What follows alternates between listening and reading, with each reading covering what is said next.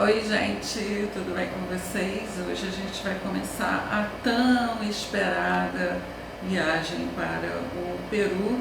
Vai ser dividida em várias partes, começando pela capital atual do Peru, que é Lima, mas depois da vinheta. Então, gente, a Lima é uma província, né? Eles falam província, né? Porque eu acho que é como se fosse a região metropolitana do Rio de Janeiro, né? Porque eles falam que é uma província de 43 distritos e os distritos acho que funcionariam como se fossem bairros, né? 43 deve ser bairro, né? E a gente ficou no bairro do Barranco, que parece que é um bairro novo em relação aos outros bairros ali de Lima. Ele é litorâneo, né? Mas assim, a gente fica em cima de uma falésia, o bairro fica em cima de uma falésia, você vê a praia ali embaixo, como vocês podem ver aí nas fotos, a praia está lá embaixo. É um local bem bonito, né? Com muitas flores nas pracinhas, né? Pouco prédio, né? Em Barranco acho que é tudo casa, mais casinhas, mais né? casa. No centro a gente vê mais prédios. E Sim. em Miraflores, que é outro bairro, né? Um bairro mais artístico e tal, a gente vê mais prédios. Barranco é um bairro considerado de classe média alta para alta, né? E ele tem muitos bares, restaurantes, danceterias, né? É um bairro, então, bem movimentado nessa questão de entretenimento, né? Já Miraflores é um bairro que é mais artístico, dizem que tem muito artista, pintores, escultores morando nesse bairro. Ele tem muitos parques, a praia é mais próxima de Miraflores do que de Barranco, né? Para você ir para a praia de Barranco, você tem que atravessar quase o bairro todo e ir para Miraflores, que aí você vai ter acesso à praia, né? A nossa estada em Lima foi de 4 dias. Foi curto, não sei se foram 4 ou 3 dias. A gente chegou num dia, acho que foram. A gente chegou de madrugada praticamente, né? Chegamos 1h da manhã, aí a gente acordou no dia seguinte. Se eu me lembro direito, a gente chegou num dia, tivemos 2 dias cheios, né? E no outro dia a gente já deve ter viajado. Então foram 3 noites. Que a gente foi depois para Cusco para começar outra jornada lá. Então é uma metrópole, né? Então tudo que você vê numa metrópole você vai encontrar em Lima, que é a capital que foi determinada pelos espanhóis, porque quando era o Império Inca, e nessa viagem a gente mergulhou na história dos Incas, na cultura Inca, foi muito bacana. E a capital antes era Cusco, né, quando era o Império Inca. Então existe uma rivalidadezinha, né?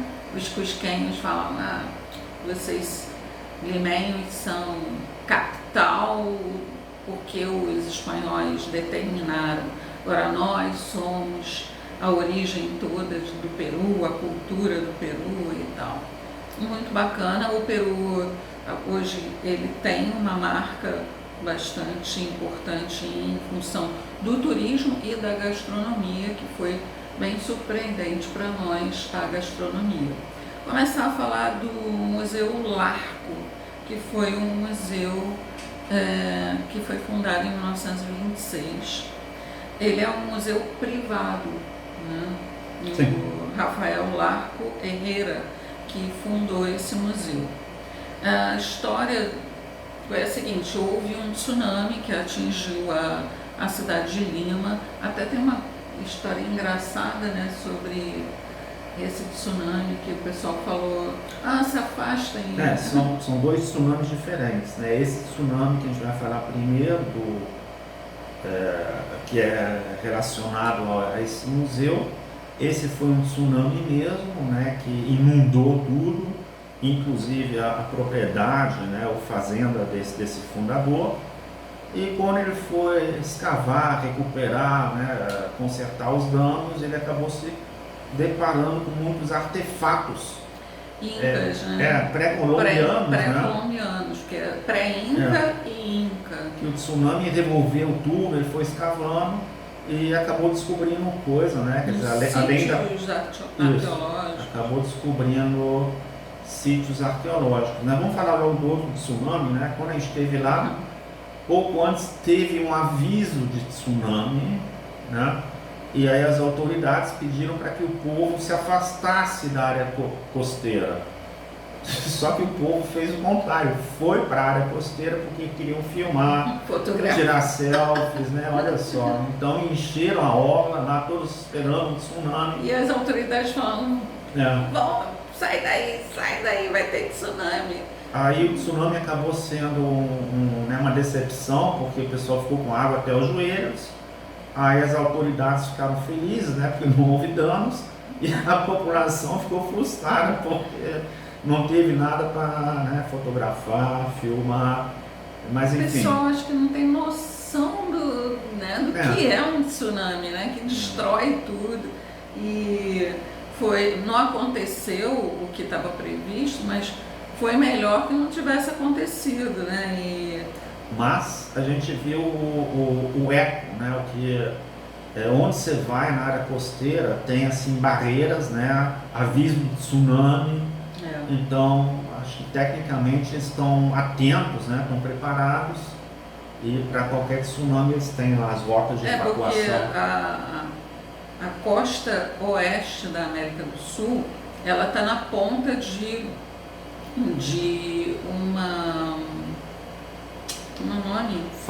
uma falha geográfica, né? E de vez em quando tem terremotos embaixo do oceano que provocam esses tsunamis. Então é uma área propensa a ter tsunami. Então o Museu Larco, né, tudo tem o seu lado positivo e o seu lado negativo, né? Então o Museu Larco, ele é um museu que são de artefatos que foram descobertos pós um tsunami, e o Rafael Larco, ele teve a sensibilidade de recolher esses objetos,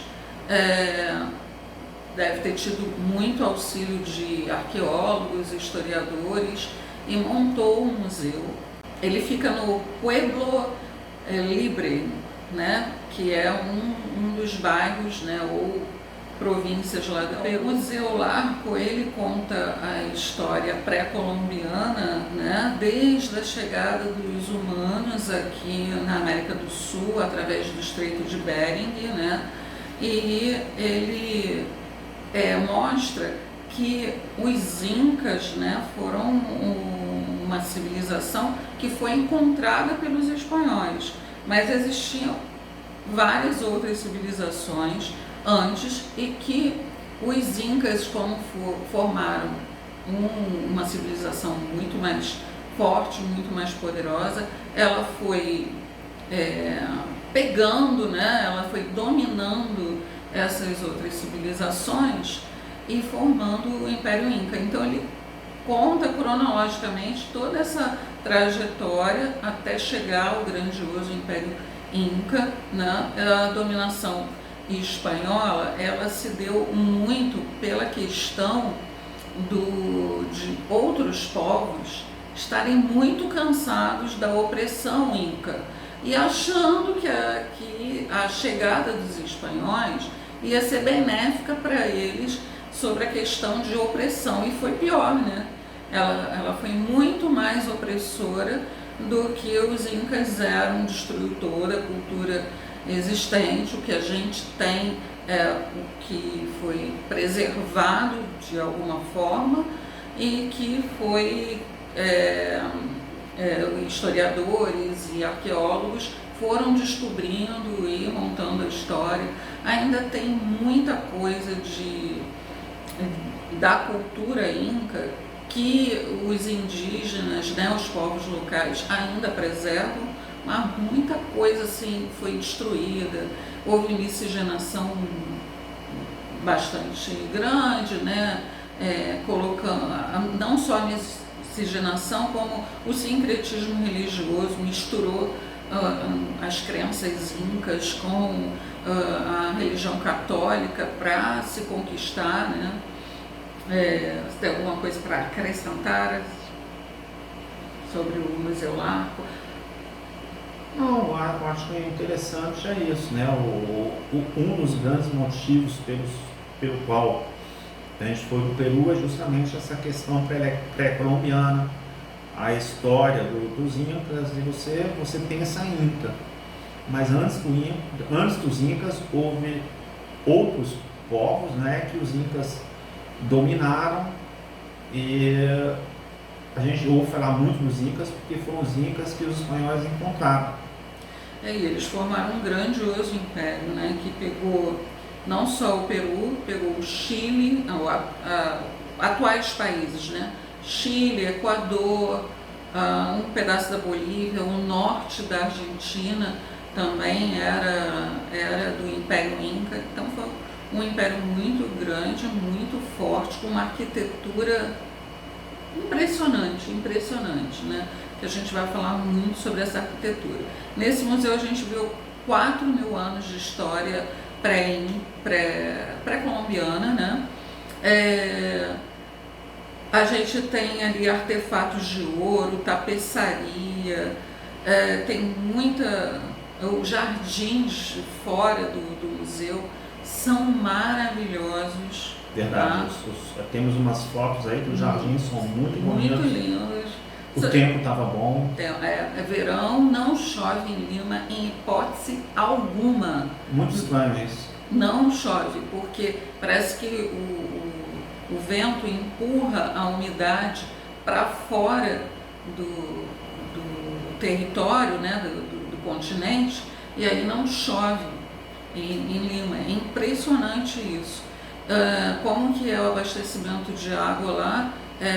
Eles fazem canalizações que vêm lá da geleira dos Andes e que são canalizadas, e eles molham as plantas. Vocês vão ver a cidade muito florida, muito verde, tudo isso é possível porque todos os dias eles vão lá e molham toda a vegetação que tem ali. Agora, tirem as crianças da sala, porque agora a gente vai mostrar um pouquinho da sala erótica que tem ali. É uma sala à parte do Museu Larco. Mostra, as esculturas são muito interessantes, né? Você tem muito as exposições sexuais, né? Muito interessante. Ver que os Incas, os povos pré-colombianos, né? Não só os Incas, eles eram bem liberais, né? Não só eles deviam de praticar o sexo, mas que eles gostavam mesmo de mostrar em forma de esculturas e tal. Vasos, principalmente. Vasos com posições sexuais. Muito interessante mesmo. Legal pra caramba, gente. É muito legal. E é meio autoexplicativo, né? Você vê a escultura, já entende o que é. Tanto que o guia nem entrou com a gente. O guia falou, vocês entrem sozinhos aí, que vocês vão entender essa sala bem direitinho. Outra coisa muito interessante é que a gente tem uma pirâmide bem no meio da cidade, uma pirâmide inca, e um mini museu lá dentro que também fala sobre essa cultura pré-colombiana.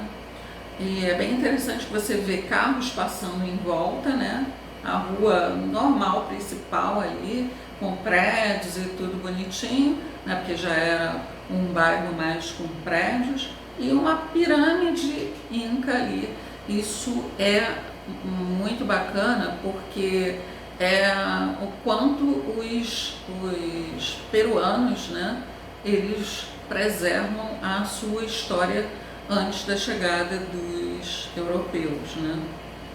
Outro foi o restaurante. Antes de falar do restaurante, uma questão bem interessante que é até um pouco mais complexa, nem sei se eu quero falar aqui, é que a miscigenação no Peru foram os brancos, né, os espanhóis, e os nativos, né, os índios, né, os incas e os outros povos. Uhum. E os peruanos têm essa memória muito clara ainda, tá? Então, a colonização, embora já tenha séculos, né, eles não se referem aos espanhóis como colonizadores, são invasores, e esse ranço permanece até hoje com razão. Aqui no Brasil é um pouco diferente, a Renê já me explicou, né, que teve a questão da coroa portuguesa, vir para o Brasil, teve o elemento negro também. Nunca a coroa espanhola esteve aqui na América. Então, eles nunca estiveram próximos da família real espanhola, sempre vendo a família real como alguém que veio para a América para oprimir, acabar com a cultura deles. Diferente daqui do Brasil, que a família real veio para cá, houve uma proximidade, meio que uma camaradagem entre os colonizados e colonizadores, mas na América Espanhola não se sente isso, principalmente no Peru. Eu estive no Chile, eu não senti isso muito não, de se falar, aqueles invasores, aqueles não sei o que, eles xingam mesmo. Você teve na Argentina, você sentiu muito essa... Eu tive a trabalho na Argentina, não tive muito contato assim, fora do escritório, não percebi, mas no Peru, no né, Peru a gente percebe. A gente pegou um guia que era bem, né, nativo, e é uma divisão bem clara, porque tem a costa, né, onde os espanhóis se instalaram, os invasores, e o Império Inca era um império, né, dos Andes, né? Eles viviam então, nos Andes. A gente sente muito esse ranço mesmo, né? Tem essa divisão, claro, Lima, espanhol, Cusco, Império Inca. Tanto que tem essa rivalidadezinha dos cusquenhos e limenhos. Os cusquenhos, nós somos a capital do Império Inca e vocês são a capital do Império Espanhol. Então isso aí está bastante vivo ainda, isso aí eu notei. E a outra coisa é o negócio que não chove lá, isso é muito estranho, né? Não chove por alguma condição geográfica que a Renê explicou. Aí os tetos são planos, né? Não precisa ter inclinação para a chuva escorrer. Os tetos são planos e a gente viu, tem lugares que são muito bem cuidados, muito limpos, mas quando você vai assim nas ruas mais movimentadas e menos novas, é muita poeira. Muita poeira. Mas assim, eles cuidam muito da cidade, né? Tem até uma placa aí que vocês estão vendo, eu cuido do meu centro histórico. Isso para mim é tudo, é você amar a sua história, amar a sua história pregressa, né? Eu achei o centro muito bem conservado, praças limpo, maravilhosas. Tem a catedral principal, né? Todas as cidades que a gente esteve lá no Peru, sempre tinha aquela catedral da Sé, né? Bem imponente, bem principal, que é uma discussão que a gente vai ter bastante mais adiante, quando a gente falar de Cusco, do Vale Sagrado, essa discussão da entrada da igreja, que a igreja, quando chegou aqui na América, eles estavam passando por uma crise na Europa, e ali era uma questão de reafirmação, né? E aí dominar os povos, expandir a fé católica era importante, isso foi sentido pelo colonizado, né? Tanto na América Espanhola como na América Portuguesa, que é aqui no Brasil, né? A igreja foi bem truculenta, né? Não foi nem dominar, eles fizeram questão de destruir né, o que tem mais, o que os incas tinham de mais sagrado, né? Os templos, né? Tem a religião andina e os espanhóis lá com a igreja fizeram questão de destruir esses templos e ainda usaram as pedras para construir as igrejas. Então foi um negócio bem turbulento. E em Lima você não vê isso, claro, porque é uma cidade essencialmente metropolitana, Bem metrópole, né? Bem europeizada, né? Europeizada, né? Mas quando a gente for lá para os Andes, né, para o Vale Sagrado, Cusco, aí essa história vai ficar bem mais clara e dura. E a gente começa até a sentir, né? Não, a gente sente na pele, com certeza. Puxa, que truculência, que destruição de uma cultura. Isso tinha horas até que a gente ficava meio, nossa, que triste, por que fizeram isso? Tudo. O que sempre me chama a atenção, né, que a igreja, a fé é uma coisa de, né, amor, respeito, só que tem a instituição da igreja católica, né? Eu não vou falar das outras igrejas ou outras fés agora, né? Fezes, né? Mas a igreja católica com os espanhóis foi assim, né? O negócio foi bem forte, bem truculento e impressionante, né? Acho que é importante entender essa história. Que na Europa estava ocorrendo um movimento protestante, a Igreja Católica estava perdendo poder e uma das questões foi a criação da Companhia de Jesus, que tinha como objetivo expandir a fé católica. Então eles vieram para a América e quando chegaram aqui, os espanhóis precisavam mostrar poder e com o auxílio da Igreja Católica esse poder foi bem demonstrado, que a gente vai falar muito sobre isso, que eram as missões e reduções. Reduções de quê, né? Vamos deixar essa pergunta aí no ar. Redução de quê? O que eram chamados de reduções? A gente foi jantar num restaurante em que ele tinha um sítio arqueológico do lado, né? Que é o restaurante Huaca Uclana, né? Ele fica em Miraflores, ele tem um sítio arqueológico que ele tem uma visita guiada. Também isso é muito interessante, você ter ali um restaurante que cuida daquele sítio arqueológico, porque é aquilo que é o chamariz do seu restaurante. A comida é muito boa, a culinária peruana é surpreendente, né? Quando a gente começou a programar a ida ao Peru, nós chamaram a atenção que a culinária lá está em ascensão, né? Que tem muitos chefes peruanos reconhecidos internacionalmente. E a gente estava mais preocupado com a parte histórica, de turismo. Mas a culinária faz parte da história, né? A culinária faz parte. E pena que a gente foi de noite lá, porque não era só o restaurante. Acho que tinha outro restaurante do lado, devia ter lojinha.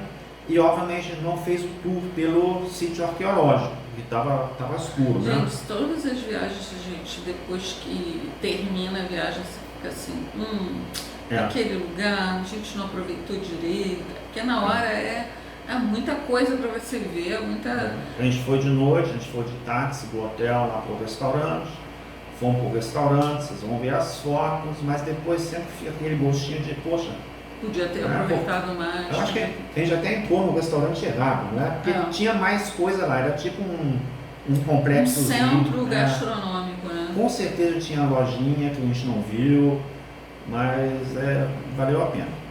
Aí no outro dia a gente foi no convento Santo Domingo, que é um convento de estilo barroco. Tem a igreja, que é no estilo barroco,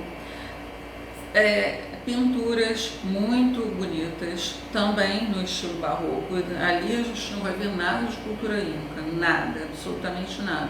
É bem europeu mesmo.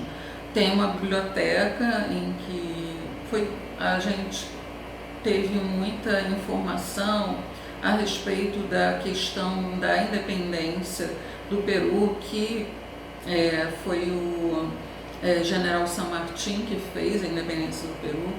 Então, a questão ali da independência, houve muita discussão na época, porque existiam vários líderes de independência, como o Simão Bolívar, que para o Simão Bolívar a independência não bastava, ele queria a América Unida, queria uns Estados Unidos da América do Sul. Ele tentou fazer essa unificação, fez a Gran Colômbia e tudo, mas os interesses individuais, né, principalmente dos crioulos, que eram a aristocracia aqui na América do Sul, eles estavam muito mais preocupados com seus próprios interesses do que com os interesses gerais, né? E a própria forma que a Espanha colonizou a América dificultou essa unificação, né? O que é lamentável, né? A gente tem também aí no convento detalhes arquitetônicos muito bonitos, e o centro histórico, a gente falou, temos ali a Praça Maior, que ela é tombada pelo patrimônio histórico da Unesco, que é uma praça bem bonita e tal. Os balcões dos prédios do centro histórico, esses balcões são muito característicos da arquitetura espanhola.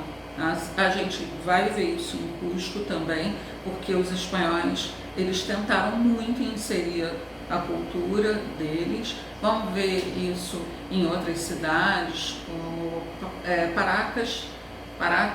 Arequipa. Arequipa a gente também vê muita arquitetura espanhola inserida ali no meio. Aí tem a Casa Aliaga, né, que ela pertence a 17 gerações. A família ainda mora lá, mas é numa parte restrita que você não pode visitar, mas ela está aberta à visitação. E móveis muito bonitos do século XVIII, pinturas, os pisos, né, hidráulicos, a cerâmica hidráulica, que eu acho muito bonito, esculturas, o que mais? A gente viu o cara, né, o dono da casa. O cara, por acaso, o senhor lá estava por acaso, acho que estava lendo o jornal. Estava lendo o jornal. Estava lendo o jornal, aí o nosso guia, vocês querem conhecer? Claro. A gente foi lá cumprimentar ele. É uma casa que está mantendo as 17 gerações, você vê um pouco como é que o pessoal vivia, né, no passado. E ela tem, assim, objetos valiosos, não só pelo valor mesmo monetário, mas também pelo valor histórico. Isso é muito bacana, que ele compartilha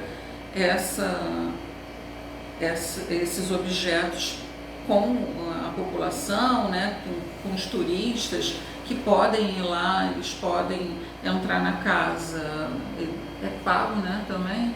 Ou era de graça? Não me lembro. Olha, a gente não pagou nada, mas eu não sei se a excursão, né, pagou alguma já coisa. Já estava incluído, né? Deve ter alguma taxa para ajudar a manter aquilo, né? Eu acredito que não seja de graça, não. No outro dia a gente fez uma rota culinária. Muito bacana. Muito bacana. A gente primeiro foi para o mercado municipal, que no Peru eles têm uma quantidade de uma variedade enorme de batatas. Papas. Que eles falam papas e milho. O milho negro, né, que é interessante que a gente aqui no Brasil a gente só conhece o milho amarelinho. Lá tem branco, tem o negro. O negro eu tomei um suco daquele milho, que ele é doce, bem docinho, parece um suco de uva mais doce. E tem doces também que se fazem com aquele milho negro. E a culinária em geral muito bacana. O nosso guia ele fez um tour pelos cafés e restaurantes mais populares de Lima, né? Tinha um café que vocês vão ver aí que tem um mural de fotos de pessoas importantes, artistas que são do Peru e que frequentaram e frequentam esse café. Também ele levou a gente num restaurante bem popular em que eles servem num recipiente só toda a comida e você compartilha, todo mundo que está na mesa compartilha daquela comida.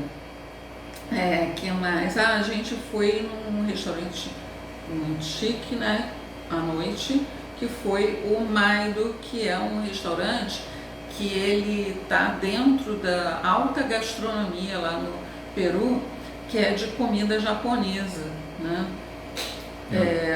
Nossa, muito bem temperada a comida, equilibrada, né? E tal. E os chefes do Peru, né? Chefes de culinária lá do Peru, eles estão hoje em dia entre os maiores chefes do mundo, né?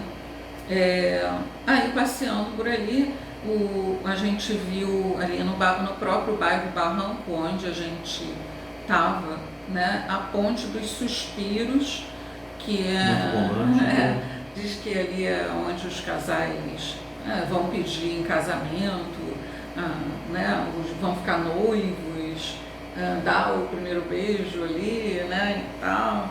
E tem ali o mar que você vê ali do alto de uma falésia que fica ali. É uma pracinha, né? É uma pracinha. Nossa, essa viagem foi muito surpreendente em todos os sentidos, pela história, pela culinária, por muita coisa. E tem mais alguma coisa que você queira acrescentar? Eu acho que no mercado vale a pena. A gente foi no mercado popular, não é um supermercado, não.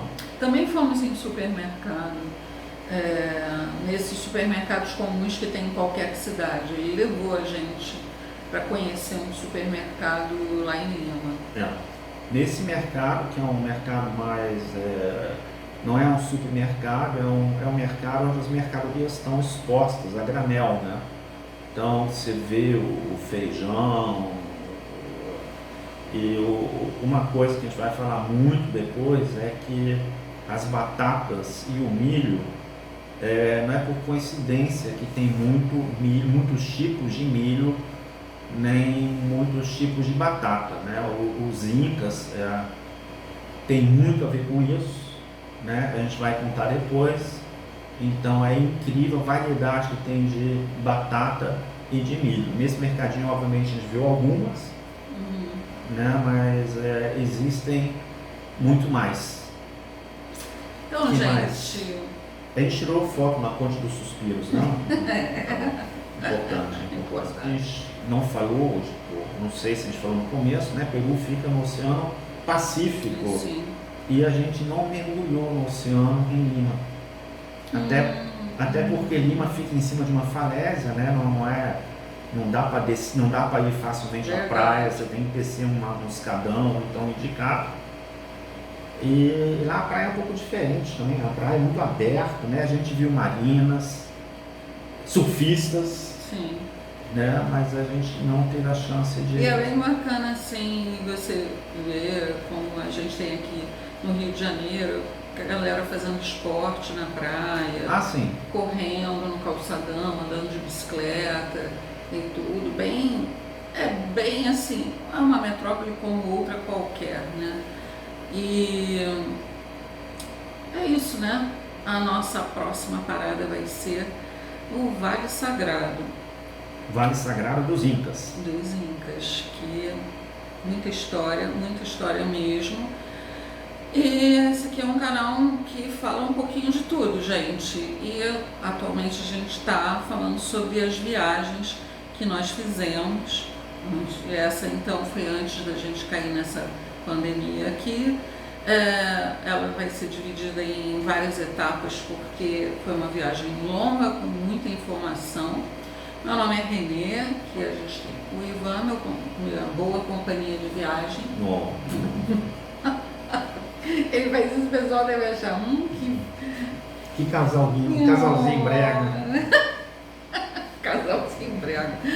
Então, eu sou professora de História, de Sociologia, então, assim, a minha visão de viagem é muito a questão da história também. Eu gosto de viajar para me divertir, mas eu também vejo muito a parte da história. Se você não é inscrito no canal, se inscreva, ative o sininho, dê o seu like e até a próxima, que a gente vai começar a falar sobre muita história que foi o Vale Sagrado. Beijo, até a próxima.